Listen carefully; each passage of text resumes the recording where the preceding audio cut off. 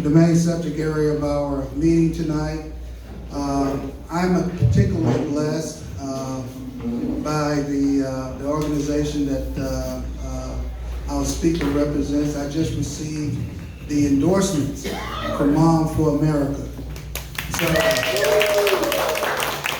I'm very blessed to have that.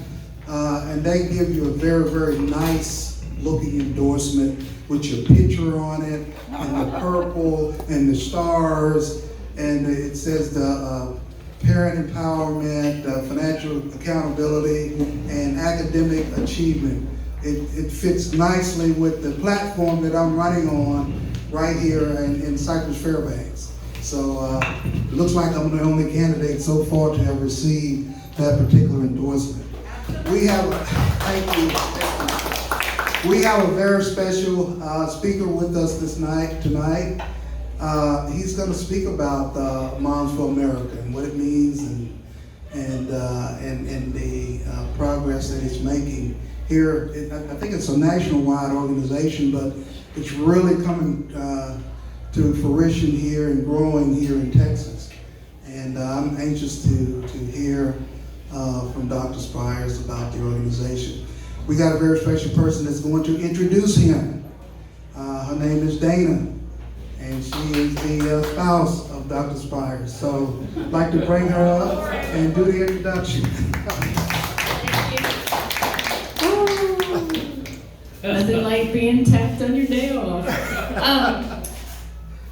Well, thank you all for coming out, and it is an intimate crowd, but I'm glad we're here. We can learn more about the border and the risks of it, and fentanyl, and what we can do to protect our children, which obviously is one of the main drivers of this organization, which has been so pivotal in getting the word out across the state. I can tell you it is very important right now, not only to protect our children, but to make sure they're educated and raised in a way that they understand why we have to protect the state and this country at this point. Their generation's being targeted, just like the rest of the people. We need to include everyone, make sure they understand the issues at hand and what's at stake. And I've already met this young gentleman, and I'm very proud to say he's already well on his way. I expect my role will be usurped sometime soon with his pilot's license. Just want to say thank you. As your Vice Chairman of the Republican Party of Texas, I am proud to introduce my husband, Dr. Jon Spiers. He's his own kind of cowboy in his own right. What to say about him? Jon is someone who carries on the mantle of our family, which is trying to do what's right, not what's convenient. That's right. And that often takes us all over the state, trying to make sure that we educate our grassroots and support them. And that's where we came from. We just got involved because we saw that there was a need. And anyway, I think you'll be very pleased with this presentation. It's very timely, especially to try and protect our children. And in addition to what Glenn mentioned, I need to call you to come to the party about the hostage negotiation and the terrorism fraud. You know, that would be wonderful. Anyway, on a side note, so introducing Jon. One thing you don't know about him, he was a cardiothoracic surgeon prior to getting injured and almost losing his left arm, which did sort of be interesting travel as a family. However, instead of just sitting on his laurels, he decided he would go back to law school and become informed in that segment of the world. So this is an interesting perspective when we're talking about the border and fentanyl. It's not only from the medical standpoint, it's also from the legal ramifications of all that. Here we go.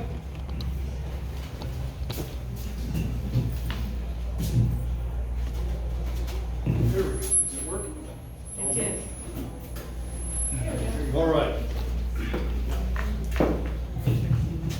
I am so soft-spoken. If you have any trouble hearing me, let me know, please. What I want to talk to you about tonight is something that began at a kitchen table in South Texas, where a group of us were sitting around trying to figure out a way we can talk to people all around the state and all around the nation about the problem at our southern border. And we talked about child trafficking and human trafficking and labor trafficking and sex trafficking. And everyone's upset about that. But believe it or not, in many places around Texas, when you talk to folks about this, they say, yes, that is a problem. No question, it's horrible. It doesn't happen in our neighborhood. Right. Okay? Right. I mean, yeah, I disagree. I'm with you. I disagree. It happens. But, okay, how can I reach them? Can we talk to them about terrorism? Because I've talked about terrorism a lot. I've talked about down the last because I talk about bugs, drugs, thugs, and the shrugs that Washington gives us. And so you talk about terrorism. Yeah, but that's not a problem for us. We're in Houston. I don't even want to get started talking about what's potentially out there. We talk about all of these things and so much more. But eventually, we get to something that kind of pulls at everyone's heartstrings, and that's drugs and death among our young people. And it's become something that is, well, we know, it's in every school, in every community, in every state of our great country. And so, obviously, fentanyl is one that people hear a lot about. People want to know about fentanyl. In fact, I'll tell you, I was speaking at the Capitol, and one of our legislators said, why do we even have fentanyl? Why do we even have it? So before I get started, I want to ask you a question. Do you know someone who has had cancer, or who has had heart surgery, or who has had brain surgery? If you can say yes to any of those things, you know someone that has probably had fentanyl. Believe it or not. Why? Because fentanyl is one of the most common and important medicines. That's a different kind of fentanyl that we use today. We're going to talk a little bit about that kind, but we're going to talk a lot about some other stuff. Okay, let's see if I can make this thing right. Oh, come on, Gizmo.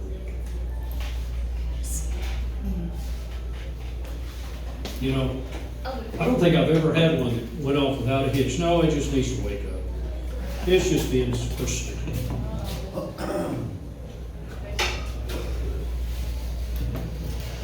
right, well,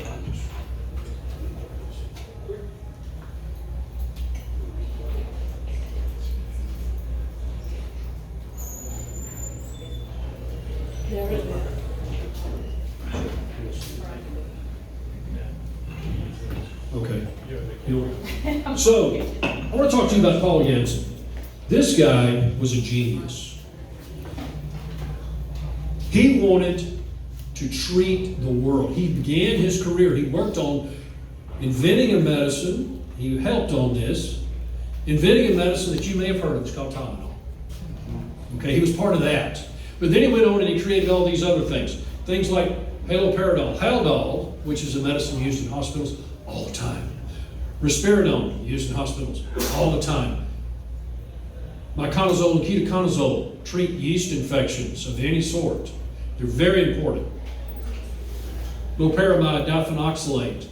Some of those went to the moon. Why? Because, well, those are antidiarrheals. And believe it or not, in the third world, diarrhea remains one of the leading causes of childhood death. And he wanted to do whatever he could to save the world.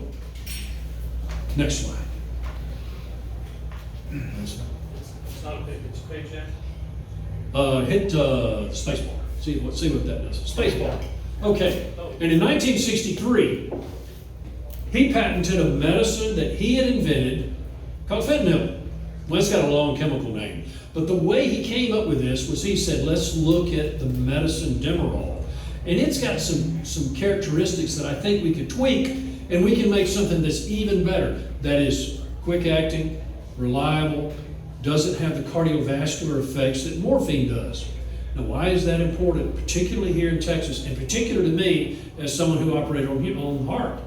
Because we used to give people a lot of morphine to operate on, and they would sleep for days. Fentanyl took that away. You give it to them, they don't remember, they don't have pain, the medicine wears off, and they recover faster. Fantastic. And then he came up with one called sufentanil. Now you notice fentanyl is 100 times more powerful than morphine. Sufentanil is 1,000 times more powerful. And then he came up with alfentanil, which is it's even faster acting. And then he came up with carfentanil, 10,000 times as powerful as morphine.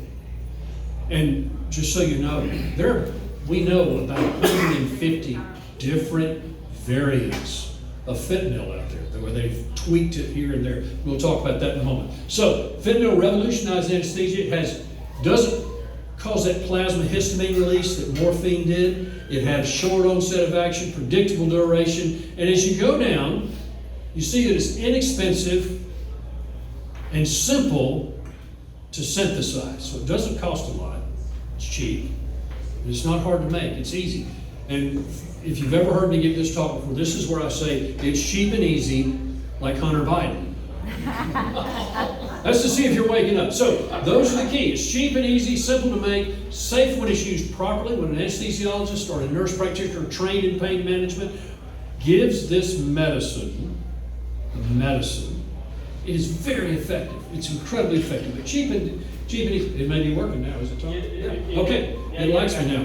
If you want to know how to make fentanyl, and you wonder how people learn how to make fentanyl, when you create a new chemical, you want to patent it. You want the credit for it. And how do you patent it? Well, you have to file it with the United States Patent Office. This is a multi-page patent from 1965. He's had this medicine out, and he's patented it, it's been approved, and he describes 11 ways to make fentanyl. You can look it up right now, and you can find out. And so it spawned this entire industry. There was transdermal fentanyl patches, there's submucosal, there's pre-mixed injectables, and when I say pre-mixed, it is very, very, very dilute. Sometimes they compound it in creams or lotions, nasal sprays. There are even lollipops. We use that particularly in the military. Why? Because if you're holding the lollipop in your mouth and you start to get sedated, your hand tends to fall out of your mouth, and you pull the way it's arranged to pull the lollipop. It created an entire industry. There are thousands upon thousands of fentanyl-related patents out there. It's an incredible medicine. Just so you know, many people don't know this, Schedule 1, Schedule 2, Schedule 3, all the way to Schedule 5. Schedule 1 are medications or chemical compounds that have no known use. Things like LSD, okay? You don't really have a good use for LSD. No reason to have it. Schedule 1. Schedule 2, high potential for abuse, high addiction potential. That is where fentanyl lives. That is where fentanyl lives. And so, common Schedule 2 drugs, morphine, obviously, Dilaudid, which is a hydromorphone you run down through, OxyContin, which we're going to talk about a lot. And then you go over here, some you may not have realized, Dexedrine and Adderall. They're in that category. Methamphetamine, cocaine, Ritalin, and of course fentanyl. There's a whole long list. Those are all controlled because they have a high addiction potential. Many people are surprised, just like you are. They're very surprised to see Ritalin and Adderall in there. That's what Right? to give for the kids. That they give a lot of it. They prescribe a lot of it. Now, when we talk about the problems we have with pain, I want to take you back to a letter. This brief letter, which you don't even have to bother to read. Just look at it. That's pretty short. It is very short and sweet. And in 1980, a doctor and his nurse wrote a letter to the New England Journal of Medicine. The New England Journal of Medicine is it is it. If you're published in there, you've done something really important. They got a letter in there. I've never had a letter. I've never had a comment. I've published in other journals, but never in this one. But it's just a letter saying they treated a lot of people and they didn't have problems. Now, they didn't say how they treated them. They didn't say how closely they monitored them. They didn't tell us anything. They just said, hey, we've done this. We had good results. But what happened? All of a sudden, this letter began to be cited by other people as a study. Studies and letters are night and day. They're very different. Very, very different. How many of you have seen this? Do you remember when we started doing this?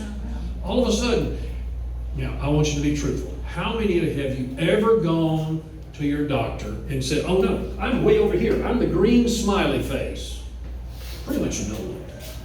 Okay? In fact, most people, it doesn't matter why they're there, they're one of the frowny faces over here. Could be because they're waiting to see the doctor. But this all of a sudden we started talking about pain, and pain became a vital sign. It's not your heart rate, your blood pressure, your temperature, your respirations, and we threw in pain. Because you know what? No one is supposed to have pain. No one is supposed to have pain, right? We don't want people to have pain. And we believe that we're really smart at treating pain. And so, this is a quote from a Texas DPS investigator from the 1980s. And he said, prescribing large volumes of Schedule II analgesics, like fentanyl, is not a cause for an investigation. Write as many as you want. Why? They didn't make it up. It was because of what we were thinking in the country. There was this push. No one should have pain. No one should have pain. We should never have that frowny face. Look at this. Well, we'll get there. Look, I don't want you to try to read this, but this is a statement issued by the Texas State Board of Medical Examiners. Now, in Texas, we change the name of things every now and then, so it's now the Texas Medical Board. But the Texas State Board of Medical Examiners issued this statement. Is super small print because I don't want you to try to read it, but the important part is tolerance and physical dependence. Tolerance and physical dependence are normal consequences and are not synonymous with addiction. Now, I want to ask anyone here if they want to volunteer. If I asked you to define addiction, would addiction include the words tolerance and physical dependence? Yes. Tolerance and physical dependence sound like you're addicted to me. Okay? But we were saying it wasn't. The Texas Medical Board said it wasn't. But it wasn't just Texas. It's not Texas's fault. The nation said addiction to opioids for legitimate medical purposes is not a problem. That was the thinking of all the intelligentsia of the time. 2001, not long ago. Now, y'all have probably heard of Purdue Pharma, right? Purdue Pharma came up with a medicine called OxyContin. Now, remember that letter that I said people called a study? Guess who did? You remember the smiley face and the frowny face? Remember, tolerance and physical dependence are not addiction? That fueled the growth of a medicine and created an industry that went from $48 million with very aggressive marketing. Very aggressive marketing. It went from $48 million to over $1 billion in just a few years. That is just unimaginable. And so, all of a sudden, they are selling this to everywhere. And it became one of the leading drugs of abuse. And people liked it because it's not like I bought this off the street. My doctor gave it to me. I got it at a pharmacy. This is not a problem. They told me it's okay. And the Texas Medical Board and the Texas DPS and the DEA and the National Drug Institute, they say it's okay. So it's all right. And suddenly we had a lot of people getting addicted. And so we had this first rise. You can tell. I'll tell you, go ahead and give you a preview. There's a lot more over here. But you see, here, any opioid, commonly prescribed opioids, heroin and synthetic opioids right now are down here at the bottom. But we see this rise. That's the OxyContin peak, early in the 2000s. And so we're using a lot of OxyContin. And then, what got people was it had similar effects to heroin. And heroin is very addictive. Now, none of you have probably had heroin, but you may have had OxyContin. It's not a problem. I'm not blaming you. But OxyContin has similar effects to heroin. It's kind of a paradox. People call it poor man's heroin. It actually costs more than heroin. But it gives you a similar effect. But what happens is you might break your leg and your doctor gives you 90 OxyContin. And you say, I only need 10 of these. You take them, and then you've got this entire bottle there. Well, now many people it doesn't matter. It just sits in their medicine cabinet. Other people say, you know what, I can sell these on the street for $5, $10, $15, $80 a piece. And with my copay, my insurance, I only paid $5. That's a pretty good deal. And they started selling this on the street. They created an industry. And so OxyContin was obtained legally and then sold illegally around the country. But then we kind of wised up. The DEA said, look, we really would like you, Purdue Pharma, to reformulate OxyContin and make it a little harder to abuse.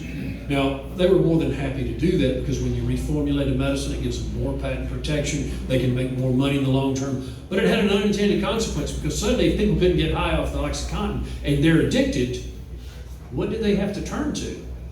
Well, it was no longer poor man's heroin. They just went straight to heroin. And so there we have the second phase of the opioid epidemic, which is heroin. Heroin. Pretty bad stuff, right? But it was a medical miracle when it was first discovered. Kid you not. A wonder drug. It was received with great enthusiasm by the medical profession.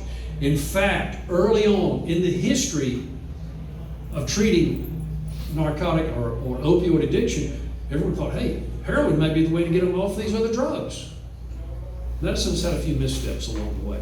And so early on, you could buy it over the counter. In the early 1900s, you could buy heroin over the counter. And then they said, maybe we need to restrict it to prescription. And then eventually, people wised up and said, you know, we need to outlaw this altogether. But just to show you, this is one of my favorite pictures. You could go into your pharmacy in 1900, and you could buy whatever anticammony it is and heroin tablets over the counter.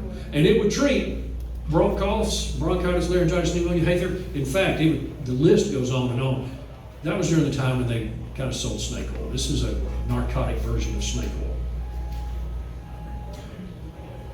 These are beautiful flowers. These are opium poppies. They're bright red. It takes a lot of opium poppies to make heroin, and it's grown in just a few places. Southeast, it's grown in Asia and basically South and Central America. Mexico. Now, one of the things that you notice, that bright red, imagine that you're in an airplane and you look down there and go, wow, there's a huge field of red flowers. I wonder what that could be. Not many things. It's probably opium. Okay? That posed a problem. And so heroin as a cash crop was easily identified and easily destroyed. You could fly out, spray your pesticide, kill it all. The weather could kill it. You could have a bad storm. A hurricane could destroy it. And so it was very labor intensive. And so many people think that in the drug cartels, they're all kind of crazy. They're not smart. They're thugs. They're smart people in there. They're bad people. Very, very bad people. But they said, hey, let's switch to something that's cheaper, reliably sourced, easy to manufacture, and more potent. Why more potent?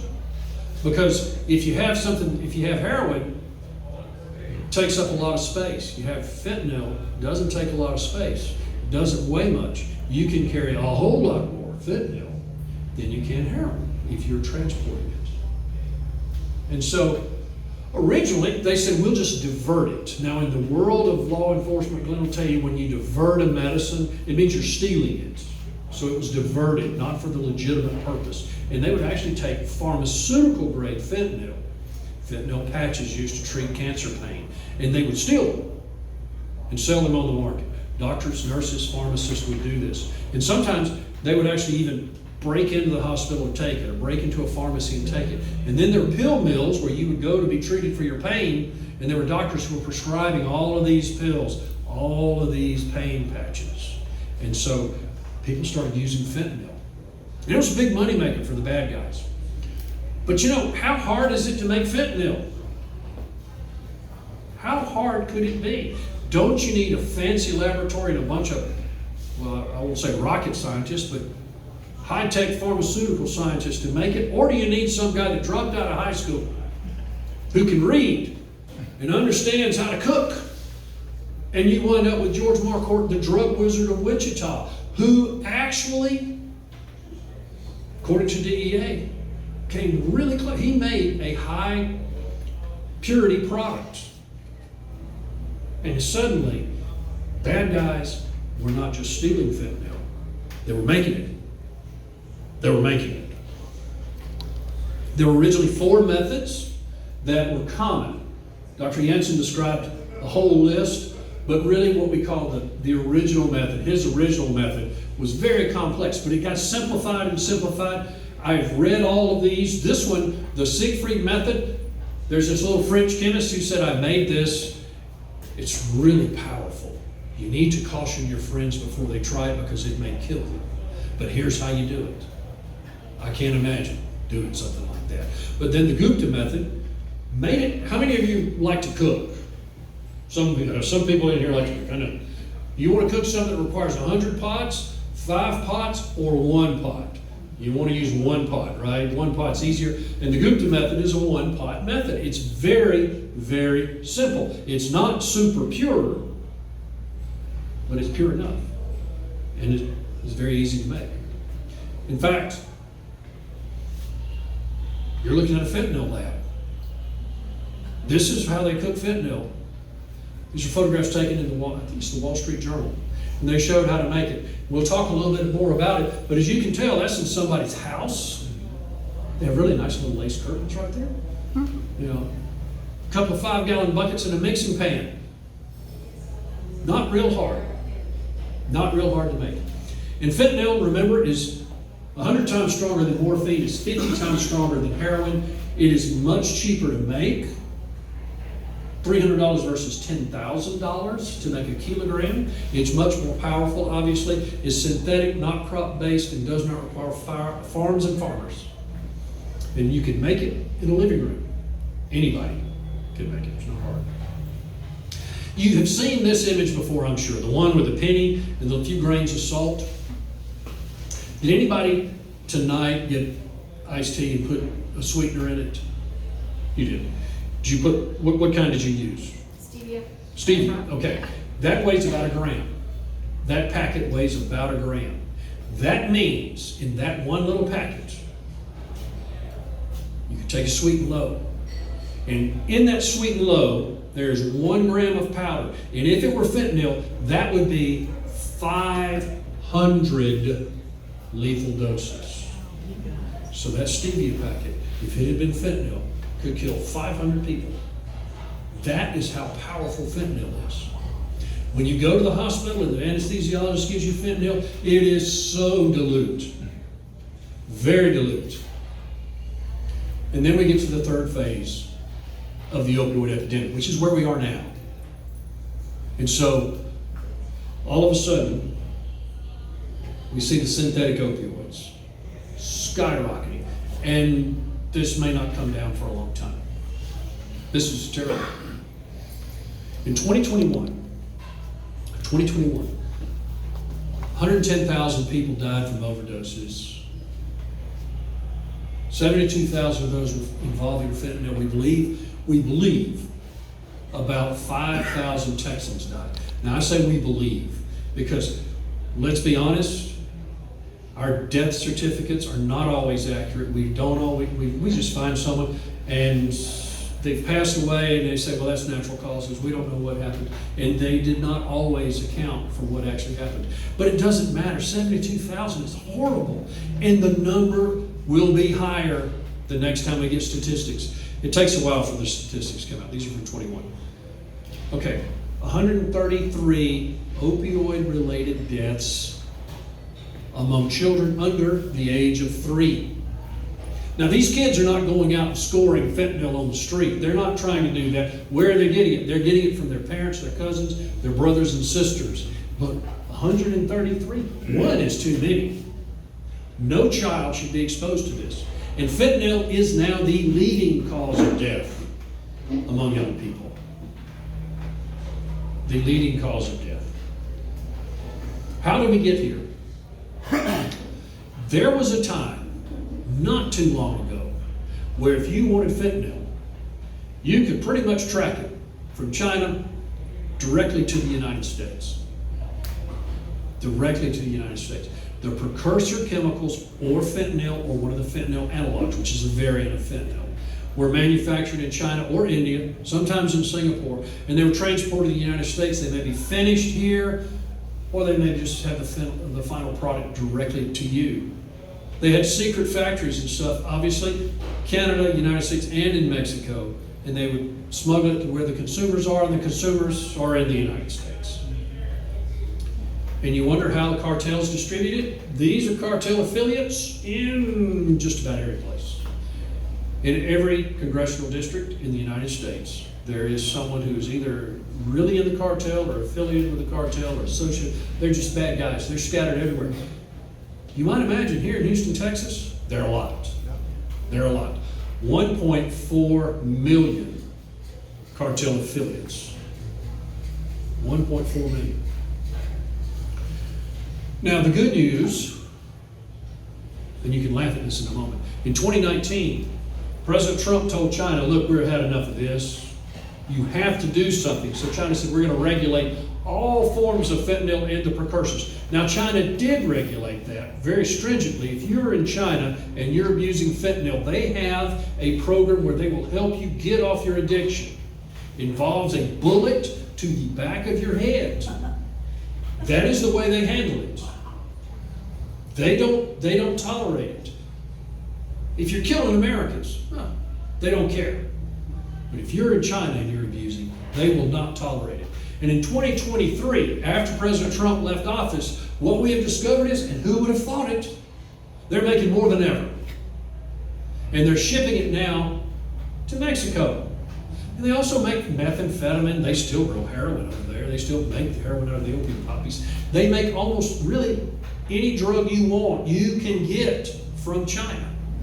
You can either get the finished drug or you can get the precursor. How do you get it? The dark web has these marketplaces, Silk Road, China, Alpha Bay. You can order it off of those. And I spent some time researching the fentanyl market and some other, I'll show you some images in a moment, on the dark web. And the way that they want you to pay for it is with Bitcoin, because you can't trace it. And they will send it, what they encourage you to do is go down to your UPS store, rent a mailbox, and we'll ship it to you. You pay us with Bitcoin. You would think that the drug dogs and the postal inspectors, the folks inspecting packages at FedEx would detect it. They were overwhelmed, and so a lot came in that way. But then there are other ways that it gets here too, that we'll talk about in a moment. And how do you order it now? Well, you know, some of these things, the Instagram and the TikTok and the Face thing, how do they order it there? They can order it directly off social media. They use, if they really want to get serious, they use, what's it called, WhatsApp is one of the encrypted services. They can order things there, these messages that just disappear. And how do they do it? Well, this is one way that your child or your cousin or somebody could be ordering it using these little symbols. You've probably sent your friends or family one of these emails or text messages with these in it, and you didn't realize that you were ordering up a bunch of cough syrup and mushrooms. But to the bad guys, these mean something. To us, we have no idea. And these change. Young people use these all the time. All the time. Everything from MDMA, which is a date rape drug, a rave drug, to marijuana.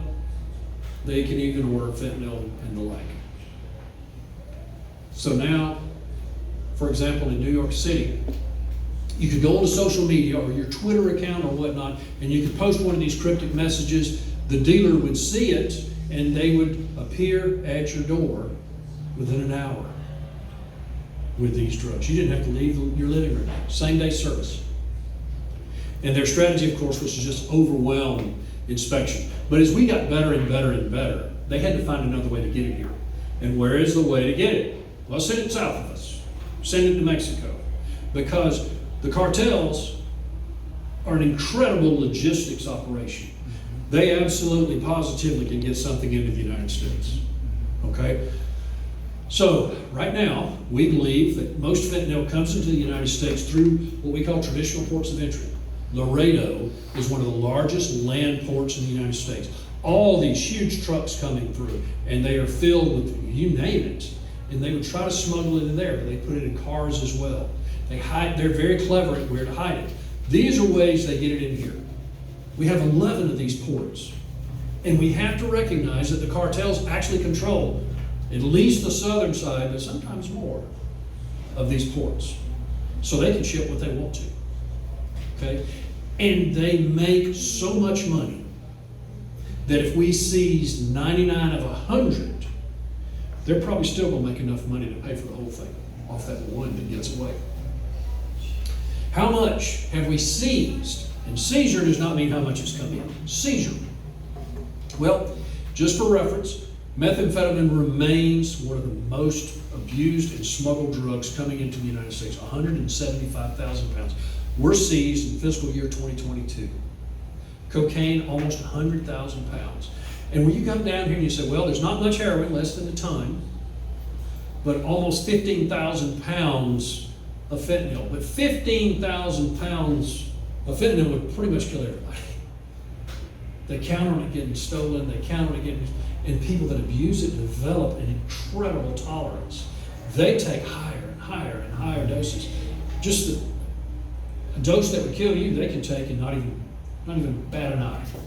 Now, if we annualize what we know has happened, we believe that next year that 15,000 pounds may approach 30,000 pounds, maybe 15 tons next year in the next reporting cycle. And if you take just 1 month in 2022 compared to 2019, went from 250 pounds to 3,000 pounds of fentanyl in 1 month. That's an incredible growth. How do they get it here? We know about drones, but did you know about drones like that? That's a pretty big drone. They can fly a long way with those, and they can carry a pretty big package. And you know, they also have these, which are semi-submersibles. They race up and down the coast.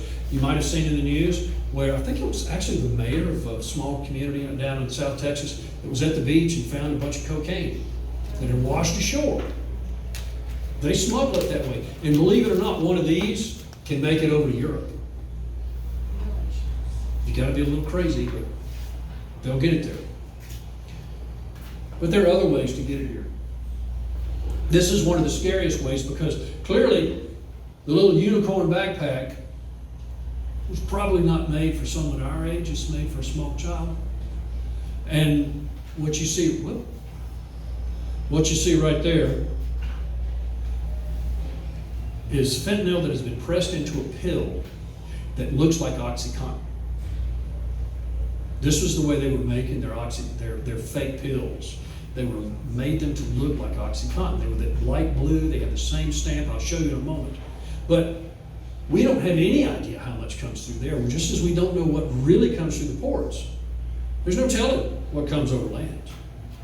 And they use many ways to do it. Those drones, they can fly them inland, fly back and forth. Folks that live on the border describe hearing it sounds like just a hornet's nest sometimes.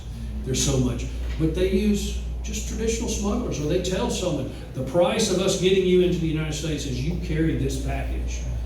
And remember, this package doesn't have to weigh very much. It can weigh just a couple of pounds, and it is almost $1 million worth of fentanyl, depending on how they sell it, how they break it down, how they process it. I brought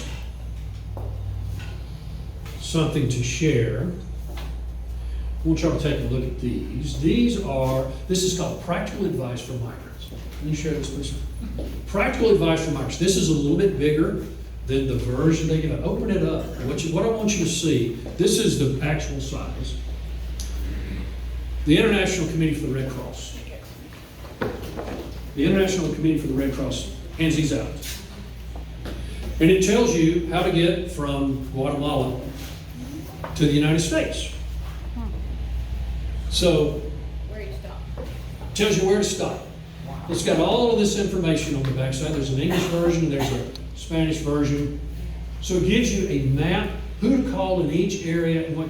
And on the other side, it provides really useful information like, make sure you have your phone with you, but don't let the cartel know who your family is, because if they know who your family is, what are they going to do? You know, we're going to kill your cousin unless you come up with another $5,000, or we're going to kill you unless your cousin comes up with $5,000 more dollars. If you're a woman, I don't want to, they tell you, be incredibly careful. Now, is the advice good? I don't want anyone to suffer, but it just bothers me that you're giving to the Red Cross and they're telling folks how to get here to the United States. And as you notice, What is one of the last spots they point out? Well, there's San Antonio, and a lot of roads lead to San Antonio. Roads lead to Houston as well. But if you go to San Antonio, there's an immigrant center there where you can see them, where they're brought in to be processed, and how many just kind of wander off from there? A lot. They just vanish. They vanish from these small towns along the border. I've been right there and had a bunch of guys come over swearing, we swear we're just here to make a living because we're only making $10 a week in Mexico. We're going to go to Memphis, Tennessee and lay tile in the building project there until DPS shows up and it's discovered that you have a felony warrant, you have a felony warrant, you have a felony warrant. These are the bad guys who like to sneak across. They don't report to the border checkpoint. So, I showed you the picture earlier of the clandestine laboratory. They make fentanyl powder liquid and then they make combination products. They make pills. And one thing that we all need to remember about the cartels, remember I said there's a difference between fentanyl and medicine, which is made in a pharmaceutical factory, carefully controlled, you know what's in there, you can trust it. They don't care exactly how strong or what's in there. They'll put almost anything in there. And how do we know that some of these things come from China?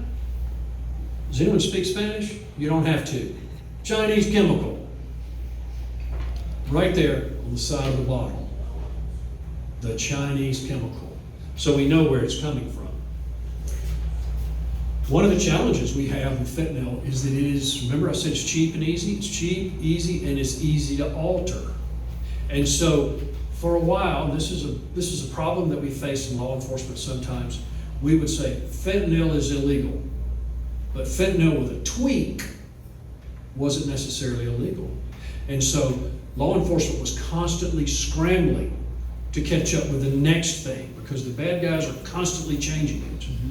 And so they were seeing all of these. And remember I said, think for example, carfentanil 10,000 times stronger than morphine. That is what you use to put an elephant down. Okay?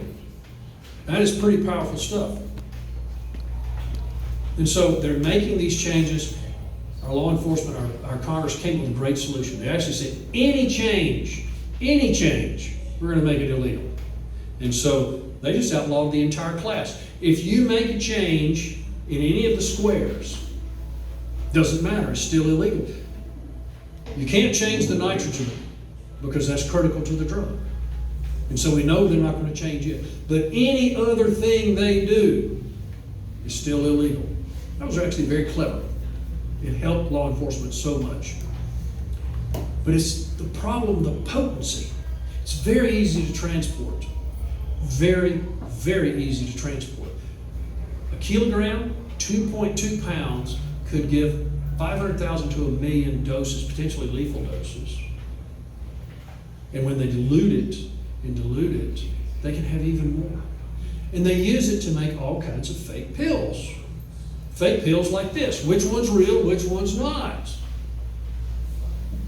Well, I'll tell you some characteristics. What you see here, this is a Mallinckrodt imprint. That's the factory that makes this. That M. The color tells me it's made by them. And it'll tell you some things about the strength. Right? So, many of you may be thinking that this one, which looks perfect, is the one made at the factory, the carefully controlled pharmaceutical factory. Right? It's this one. This is real. This is fake. How do they do that? Well, I wanted to learn how they did it. Let me show you some others first. So, Xanax, and the color of the Xanax, they can change. Color is easy to change. Color is easy to change. Bad guys call these bars. Adderall.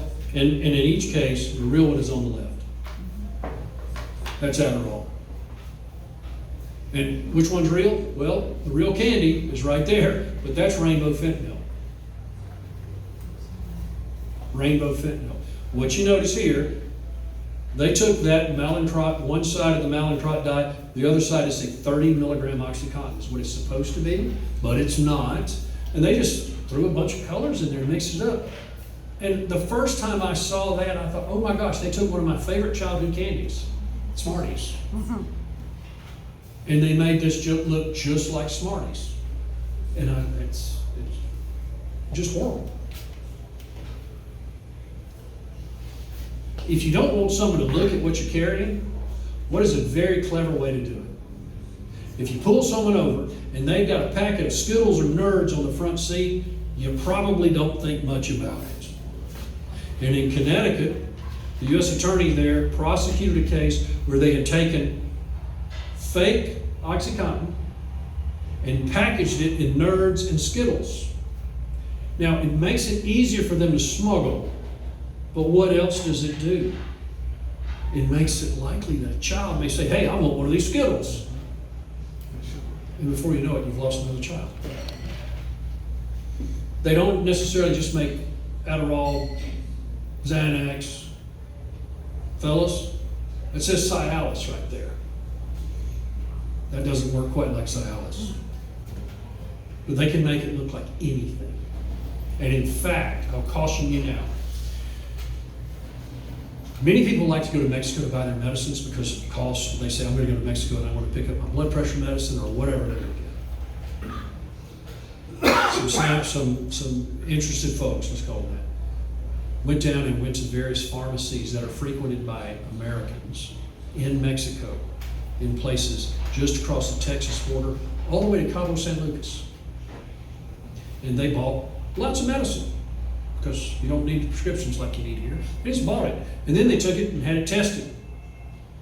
They do not hesitate to sell fentanyl-laced medicines from a pharmacy to you.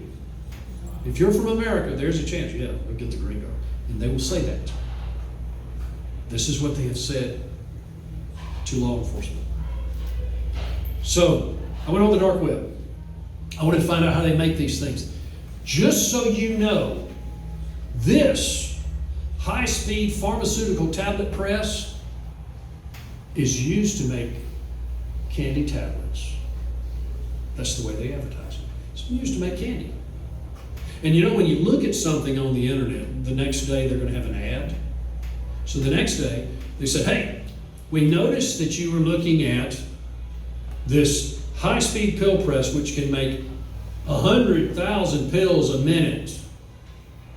100,000 pills a minute. You're going to need a die, the cookie cutter, to make the candy that we know you want to make. Because we know you're making candy, right? Except, you remember I showed you the one and I said this is the Mallinckrodt dye for OxyContin. That's what they'll sell you. So for $25,200, they'll throw in the dye so you can make a fake pill. And if you don't want to go big and make 100,000 a minute, we've got the portable version that you can put in the back of a pickup truck. It's hand cranked, it's not mechanical, and you can make 6,000 pills a minute. 6,000 pills an hour with that one. Hand crank. Why is that one important? Because when they're cooking in a living room and they need to pack up and leave, they can just throw this in the back of a car. One pot method, throw this in the car. They relocated their entire operation before law enforcement's even anywhere in the neighborhood. This is from Texas. Look at this picture and tell me what scares you the most. If you say everything, that's fine. Okay, so here they've got a pill machine. They're cooking some stuff. These are some of the same materials. That is a school bus. That is a school bus. This is robust, made right here. This is, that doesn't scare you. This is horrible. So fentanyl can be mixed with a lot of other drugs. And I want to talk about a couple of other drugs you may not have heard of. And I've got a couple of pictures that are kind of gross, and I'm sorry, but you need to see them. Okay, I'm sorry. Okay, cocaine, methamphetamine, heroin, and then all of a sudden we're down to xylazine, and I always have trouble saying this one, isotonidazine. Okay? Talk about the last two. This is xylazine. It's called tranq, or the zombie drug. When I was doing some laboratory work for the United States Army, I was using a mixture of xylazine and another anesthetic for the animals We didn't expect the animals to live. We would give this medicine to them. We didn't want them to suffer. It was approved for use in animals. It is an animal medicine. Animals, not humans. Never approved for use in humans. But it gives a high, supposedly, that's very similar to ketamine. Not ketamine, fentanyl. It's used with ketamine. You mix it with ketamine.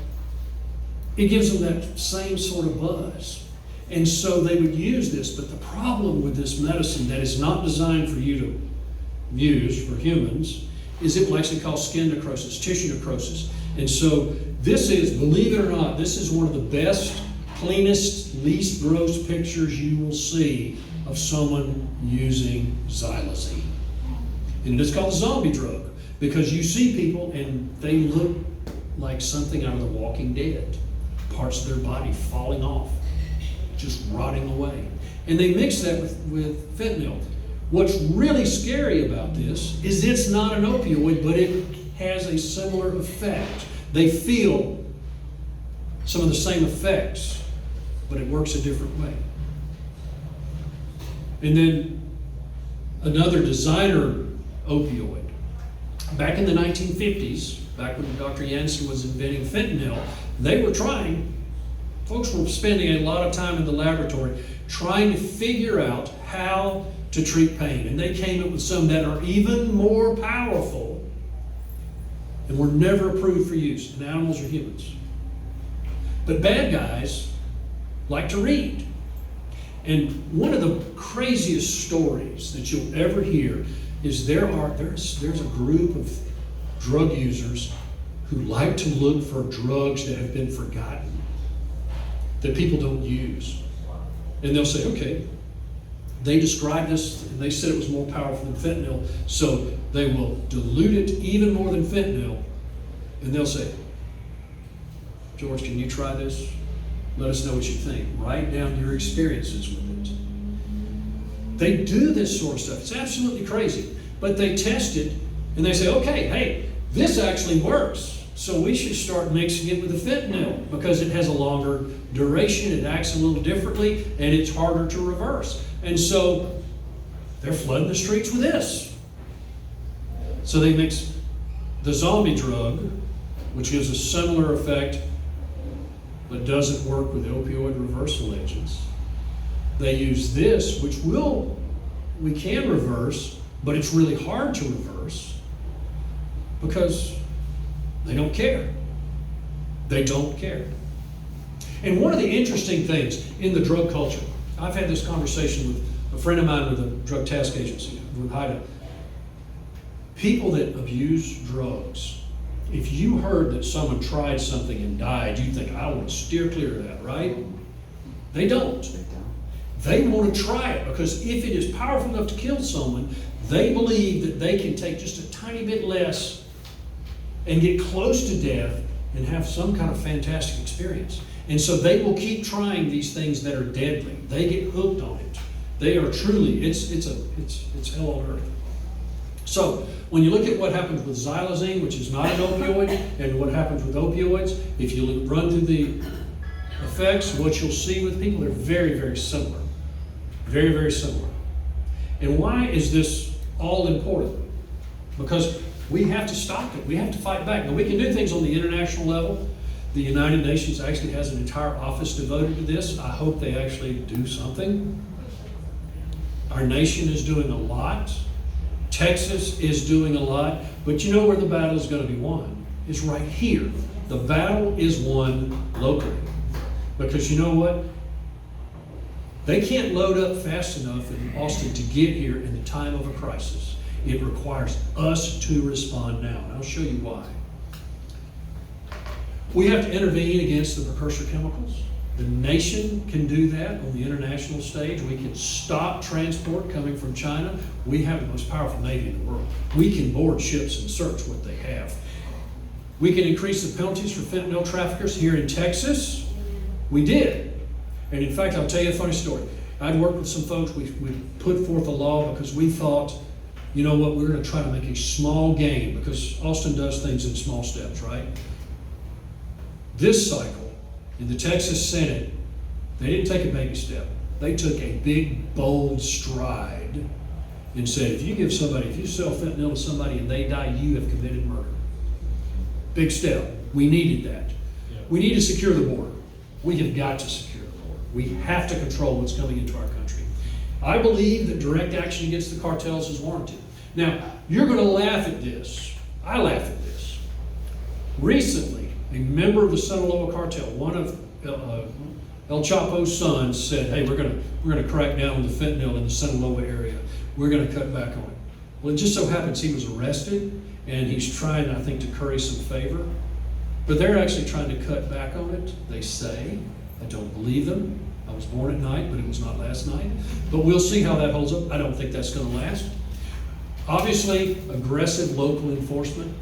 But we need to recognize when we were teenagers, when we were young people, you might have smoked a cigarette or snuck a beer, and you didn't die. Today, kids go to a party and they try something that's laced. They don't even know they're getting it. They get something laced with one of these, or they think they're taking an Adderall to help them study, and they die. They don't have that luxury of wiggle room that we did. And of course, we need to recognize, we don't need to put the people that are using, that we discover, your children, your neighbors' children, people in our churches and our community, we need to figure out, are they criminals or are they trapped in this cycle? And if they're trapped in the cycle, we need to do what we can to treat them, to try to get them off it.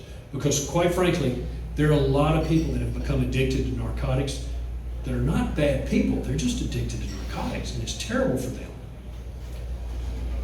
This stirred a little bit of controversy this past few months. These are fentanyl test strips. How many of you have ever made chocolate chip cookies and then you happen to be the person at the table who got the chocolate chip cookie that didn't have a whole lot of chocolate chips? And the kid next to you had a whole lot of chocolate chips. You think this is just not fair. This is one of the problems with fentanyl test strips. You take your pill that you've gotten and you think, hey, my pill may have fentanyl in it. Now, for us, you think, well, if you have a question that has fentanyl in it, you should not take it, period, right? That's common sense. Let's take a step back. Folks that are getting pills from their friends or buying them on the street are not necessarily using common sense. But they think, okay, maybe we could test it to see if it has fentanyl in it. Now, this could save lives. If they test it and it has fentanyl in it, they know it has fentanyl in it, maybe they won't use it. But if they test the part of the pill that doesn't, well, here you see, this is one of the things the United Nations did that's really good. They made this picture. So thank the United Nations and the billions of dollars we spent. So there's the matrix, there's the drug, you blend it together, and then you make a tablet. Because when the pharmaceutical company does it, it's blended. It's dispensed throughout there, it's dispersed equally, and they test it, and test it some more. The cartel's like, yep, one stir, that's pretty good. And so some of the pills have a lot. Some pills don't have anything. And so if some child tests a pill and it comes up negative, well, did they test this kind of pill? Did they test this side of that pill? Did they test this edge of that pill? We don't know. And sadly, fentanyl and some of the other pills, some of the other drugs, they're so powerful that you miss that little bit, it could be too much. And so this is a product of the University of Houston. When you look at this, you think, wow, this must be brilliant. They invented a vaccine that can take away the drive for opioids, can take away the effect of opioids. And at first, when you first look at it, you think, wow, that sounds incredible. That may be a solution. If you fall and break your hip tomorrow, do you want pain medicine to work? Yes. So if you take this, your pain medicine may never work again. We don't know. So that's kind of a strike against it. Plus, are people that are addicted to opioids going to say, hey, I want to have the vaccine so that I'll never take opioids again? Probably not. But this is brilliant, but it probably won't work. This, Evan, I'm glad you're back here. This is probably one of the most important things that we can do. Okay? One of the most important things. Can you get you know how to do this, okay? He can direct airplanes. He's in the Civil Air Patrol, and he can show. In fact, if you want to squirt some up my nose, because this stuff, let me tell you why Narcan is important. Many people say, if I give somebody this, am I going to hurt them? Am I going to hurt them? Okay, Texas, we have wonderful Good Samaritan laws. If you're trying to save somebody's life, okay, you're okay. You're doing the right thing. If they are not taking a narcotic, if they're not addicted to opioids, and you squirt this up their nose, and it is not their problem, so what? It is easy to use. It is easy to use. If someone is demonstrating they've got pinpoint pupils, they've got cyanotic lips, they're kind of stuporous, they're almost in a coma, they're not breathing real well, you can save their life with just putting something up their nose and giving them a little puff. It's not hard. So, yeah. Squirt some up my nose. Actually. Yeah. He's thinking, what if he has a reaction? Just, it's not. So while he's reading the directions, I may be dying. That's right. No, this is a way you can save a life. This is probably the most important thing. I would like to see this in every school across the state. In many schools, they're requiring their nurses, the school nurse, to have this on hand because, you ready? Fire away. Right my nose. So, that's not hard, is it? That's not hard. No. But that's how easy it is to save somebody's life. It delivers a dose of an opioid reverse. It's an antagonist. So it'll push back, so to speak, against the opioid. And it can save a life. It's not hard. This isn't rocket science to do that. And why is it important? Because 30 to 180 seconds, 3 minutes. Now, I'm not talking about somebody that can hold their breath, because we all remember as kids, we try to hold our breath as long as we could. But at 3 minutes, you're probably going to lose consciousness. About a minute, if you're not breathing deeply and you're not prepared, you're going to start to have some damage to your brain. You get to 5 minutes, death becomes imminent. And at 15 minutes, if you live, you're going to be severely impaired. Now those numbers, 30 seconds, a minute, 5 minutes, 10 minutes, 15 minutes, why are they important? How long does it take for an ambulance in Harris County to get to you? Okay, so if you fell over right now and you dial 911 before he even hits the floor, it may take them 12 minutes to get here. And what happens after about 10 minutes? You got serious brain damage. So who is the first responder? Who has to be the first responder? You're the hero. You're not going to hurt anybody. You didn't hurt me. I appreciate you doing that. The law protects you, Good Samaritan law. And the life you save often, most often, is going to be somebody you know. It's going to be somebody you know, maybe somebody in your home. Maybe somebody in your home. So this is how much to this packet of Narcan. There are 2 injectors, 2 aerosolizers in here. 2 doses. You get 2 doses. If you pay full price, or I'm sorry, this is with Good RX, but this is the price today. It's about $50. With your insurance, it's much less. You need a prescription. In Texas, the Department of State Health Services has kind of issued a blanket prescription. Some pharmacies require you to get one, but many pharmacies, and I think CVS doesn't require, or is it Walgreens, doesn't require the prescription. You don't actually have to have a prescription because there is already a prescription saying anybody that wants this can get it. Okay? $50 is not a lot to pay to save somebody's life. Okay?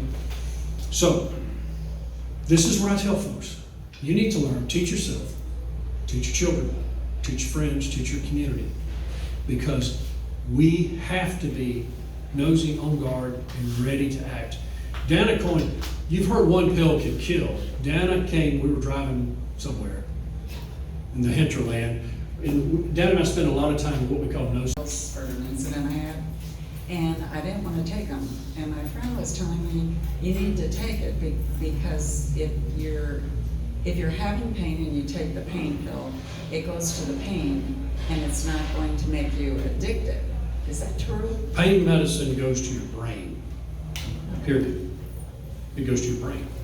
It has to cross the blood-brain barrier, it enters your brain, and that's where it acts. And so, I tell folks, if you're not hurting, don't take it. There's no reason to take it. Here's a classic example of how in the United States we treat pain versus the way they do in other parts of the world. In Scandinavia, if you break your femur, a big bone, it's hard to break. And it hurts. In the United States, we'll load you up with pain medicine. We'll give you pain medicine in the hospital, we'll fix your leg, we'll send you home with pain medicine. In some of the Scandinavian countries, you know what they send you home with? Motrin. Now, I'm not advocating Motrin. If that's what you need, that's what you need. But I do know, and I'll tell you a tragic story of a young man I do know. He broke his leg, and they gave him narcotics in the hospital, and they sent him home with OxyContin. This was 20 years ago, and his life has spiraled out of control ever since. He said when he took the OxyContin, there was one moment after his leg was starting to get better. He still had a little bit of pain. He took it, and he said all of a sudden he realized he had to have more. That's the challenge that we're facing for a lot of these young people, for anybody. Because I say young people, it can be any of us. There are people our age, they're younger people, they're older people, they're addicted. We have to fight back against that. You're on the spot. I just had 2 questions. Oh, 2 questions. So I'll get them out of the way. Okay, just in perspective, we're getting all of this fentanyl over here. It's all coming over to our country. I mean, they're saying that there's enough here to kill every single person in the U.S. I think it'll probably kill everybody on Earth. So what do we do about cleaning that up? I mean, where do we put it? Do we put it in the ground? Do we ruin our water? Do we put it in our oceans? I mean, what do we do? Well, if you find, if what I tell folks, if they have narcotics, if they have any medicines that they no longer need, and really truly, for many kids, where do they get started on this? Their parents' drug medicine cabinet. Their parents' medicine cabinet is their introduction. DEA has the DEA has take-back days where they encourage it. Just bring your pills, no question asked, we'll take them. And they dispose of them. They have special incinerators that destroy them. Okay? And that's what we have to do with this. So when they seize the drugs, they destroy them. They use them in the court case and they destroy them. Now, when they test water in our waste treatment plants here, they can tell. They'll show up. There is some in water. We filter it, but we can't incinerate it. Right. Yep. The CVS, I just found out because I'm always looking for a place that the CVS that's right here now has a place right by the pharmacy for you to be able to put into the metal box. So I'm thankful for that because there is and tell me if this is right. The guy at HEB Pharmacy, because I was asking him, they didn't have a bag. You can put it in some kind of a bucket with baking soda or something like that. One of the things, and you can do this if you can't get to a take-back area. What some people say do is to try to dissolve the pill and then put it in cat litter, particularly used cat litter. Because the thought is people will shy away from that. But that's a way to dispose of it. You shouldn't try to incinerate it at home. Flushing it down the road is not a good idea. Don't do that. Don't do that. It's difficult for me to ask this question because I'm in a room full of, I'm thinking conservative, right? If we just stop thinking about red and blue for a second, we've got an open border. And I just cannot, for the life of me, I'm getting sick to my stomach Because we have a person that is not doing anything about it. Why? And I'm like, well, how do I know who was in the room before me? And I know they come and clean, but they came and they cleaned that Airbnb too, and they missed it. So when I go somewhere, how do I know that, is there a way to, is there something you can do to do your own testing? I mean, I'm doing my own cleaning after COVID, and I was like. Well, if you wanted to get, in Texas right now, fentanyl test strips are illegal. Yeah. They're what? Fentanyl test strips are illegal in Texas. That would be one way, but you wind up having to test every part of the room, and then you wouldn't know for sure. And quite frankly, there's a risk. There's always going to be that risk, and that is a problem. There's no guarantee. There's no guarantee, but it can be almost anywhere. It's terrifying. Anyone else? Yes, ma'am. I just wanted to make just one statement. I personally have lost 2 cousins in Maryland, and my hometown in Maryland is a little small place. I mean, I think we got a stoplight, but not much more. And to have 2 cousins to die within a year of fentanyl can be found anywhere. Mm-hmm. We live over here in Town Lake, and we've lost a few neighbors who were professional people to fentanyl. Yes. So it is everywhere. Don't think because you live in a certain place that you're not affected. It's everywhere. It is everywhere. It does not discriminate by race, creed, Nothing. color, class. It does not matter. It will come. And that's why when we were talking about problems at the border, I was talking to Mark Morgan and Tom Owen and others, and they said, what can we talk to them about? And we talk about securing it, but the thing that gets mothers' attention, whether it's here or in Dallas or Lubbock, anywhere, it's the thought of losing a child. And that's what we're facing. Yes, sir. I heard that there was something else they're now putting in the fentanyl so that the Narcan's not working. Well, that's the xylazine. Xylazine, Narcan does not work against xylazine. So there's just nothing you can do. With that, well, what you want to do is make sure you help them breathe. You give them the xylazine, you give them the Narcan anyway. You may have to do artificial respiration. You may have to do breathing. You may have to do CPR. The question I ask you is, if it's your child, what are you willing to do? Do everything. Thank you, Dr. Spiers. Thank you. We're gonna wrap this up. This place closes at 9 o'clock. Y'all can talk while we're shutting things down, but Can I say one thing? One thing. Early vote starts Monday. We're in election season here in South Fair ISD. Many of you have helped with your block walking, passing out literature, signs. It's much appreciated. We have one of the other candidates here that's on our slate, Mr. Todd LeCompte. He's here tonight. Give him a hand.